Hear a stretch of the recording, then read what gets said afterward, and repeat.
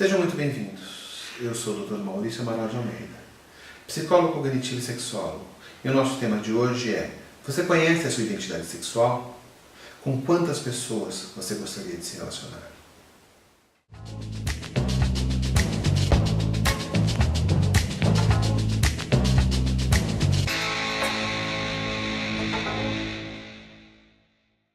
Nas semanas passadas, nós conversamos sobre a importância do respeito à escolha individual. Nós falamos sobre o sexo biológico, sobre a identidade de gênero, sobre a expressão de gênero, sobre a orientação sexual e a orientação afetiva. Nessa semana eu quero falar um pouquinho sobre o poliamor e o polissexo. A maioria das pessoas associa a ideia de relacionamento afetivo ou romântico à ideia de exclusividade, à ideia de ciúme. As pessoas que são somente capazes de se relacionar afetivamente com uma pessoa de cada vez são chamadas de monógamas ou monoamoristas. Por outro lado, algumas pessoas são capazes ou mesmo sentem a necessidade de se envolver romanticamente com mais de uma pessoa de cada vez. A essas pessoas dá-se o nome de poliamoristas. Assim, ser poliamorista implica em, primeiro, ser capaz ou ter a necessidade de amar, de se envolver afetivamente com mais de uma pessoa de cada vez.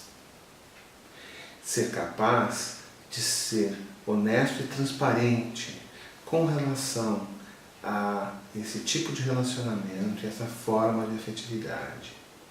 E ser capaz de fazer e cumprir acordos relativos a essa forma de se relacionar.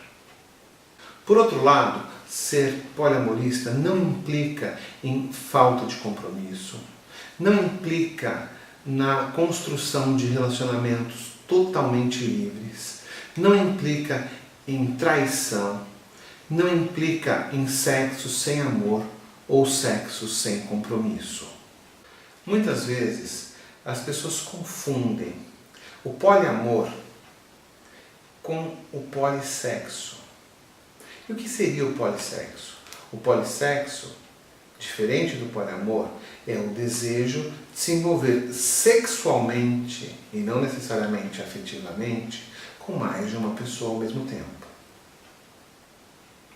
Pesquisas mostram que 84% dos homens e 56% das mulheres têm fantasias com praticar sexo com dois parceiros do sexo oposto.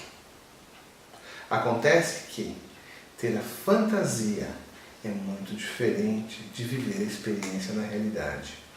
E não são raros os casos que eu recebo na clínica de pessoas que, depois de terem fantasiado, muitas vezes por anos, por uma relação a três, quando tiveram, na realidade, a oportunidade de ter essa relação, ficaram sem ação, não sabiam como se comportar e essa experiência acabou sendo completamente desastrosa.